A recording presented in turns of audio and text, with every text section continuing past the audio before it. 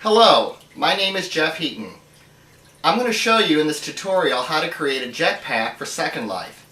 Jetpacks allow avatars to fly much higher than is normally allowed above the Second Life world. Jetpacks can be somewhat tricky to construct. There are a few scripting tricks that you need to know in order to create one. In this video tutorial, I will show you how this is done. First of all, why is a jetpack even needed in the Second Life world? After all, you can fly. Well, you can only fly so far. You'll see Incog flying straight up towards the clouds. Incog is still gaining altitude, however, once he reaches the clouds, he stops. Incog is now at 200 meters above the ground. This is as high as you can fly in the Second Life world, without assistance. Now let's try this with a jetpack. This is the jetpack that I will show you how to create in this video. Incog has taken off with the jetpack and is gaining altitude.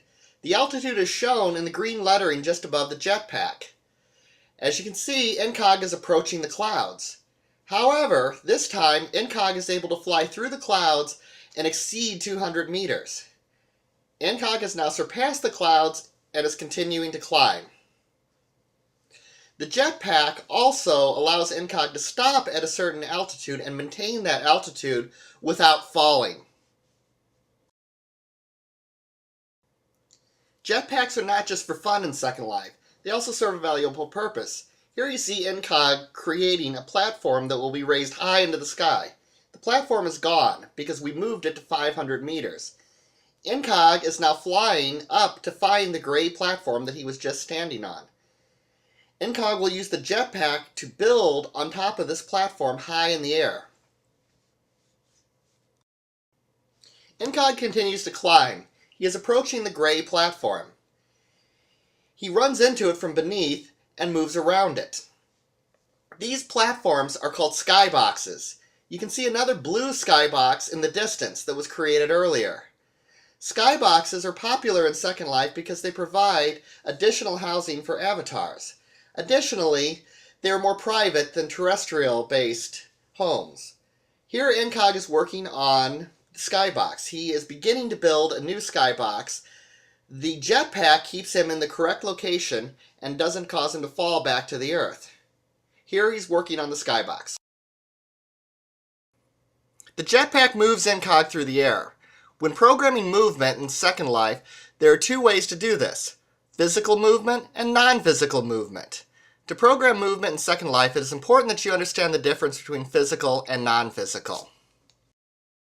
This helicopter is moved using physical movement. Forces are applied to it to move it into the air and to move it around. Physical movement closely approximates real-world physics. However, the Second Life physics engine is much more simple than real-world physics. Non-physical movement works by simply moving the X, Y, and Z coordinates to achieve motion. The jetpack will use physical movement. Now we're going to look at how the jetpack works. The jetpack is attached to an avatar. Once attached, the jetpack takes control of the movement keys that are normally used to move the avatar. This means it works similar to a vehicle. You simply move your avatar around as you did before. As the avatar moves, it keeps track of if the avatar quits moving. If the avatar quits moving, it locks to that position. This is how the jetpack allows Incog to hover and not fall. This script has several states. We're going to review the flying state. This is where all the important stuff takes place. When the flying state is entered, the state entry event is called. You can see this event here. First, it requests permission of the controls. This causes the control event to be called whenever the avatar moves. This allows the jetpack to handle all movement. Next, a timer event is set for 1 second. Finally, the locked flag is set to false. We are not locked right now. The timer event is called once per second. The first thing the timer event does is displays the current altitude. This is the green text that you saw above the jetpack. Next, the timer event checks to see if we're still flying. If we stop flying, then there's no reason to be in the flying state. This returns the jetpack to the attached state so that it is not controlling the avatar's movement anymore. This allows the avatar to still be able to walk around on the ground just fine, even while the jetpack is attached. The flying state is when the jetpack is doing all of its special work. The last thing that the timer event does is checks to see if the avatar should be hovering. If the avatar is not locked in their position and it's been longer than a second, which is defined as lock time, then the avatar last moved, then LL move to target is called to lock or damp the avatar to their current position. This will prevent the avatar from moving away from this position either intentionally or by drifting. The control event is called whenever the avatar moves one of the movement keys. The first thing that the control event does is checks to see if they're locked. If the avatar is locked, then they're hovering and no movement can occur. So therefore, the first thing that the control event must do is undo any lock that has occurred. To stop this, the LL stop move to target is called to cancel out the previous call. Additionally, the locked variable is set to false, indicating that we are no longer in a locked state.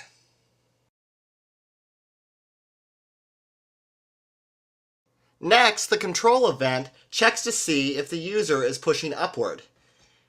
If the user is pushing upward with the control, then the LL push object is used to apply force to the avatar in an upward direction.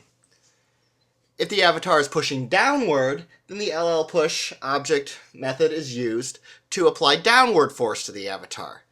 This allows the avatar to move up beyond the cloud level. The control event handles forward and backward motion similarly. If the avatar is pushing forward, then the LL push method is used to apply a forward thrust to the avatar.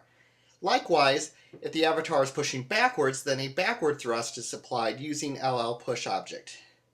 Finally, LL reset time is called to reset the timer.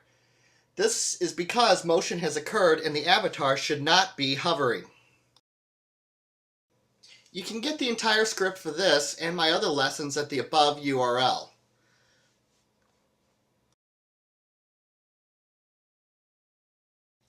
Or you can visit the island of Inkagia and get your own jetpack. Here you can get it as a Second Life object with the script embedded.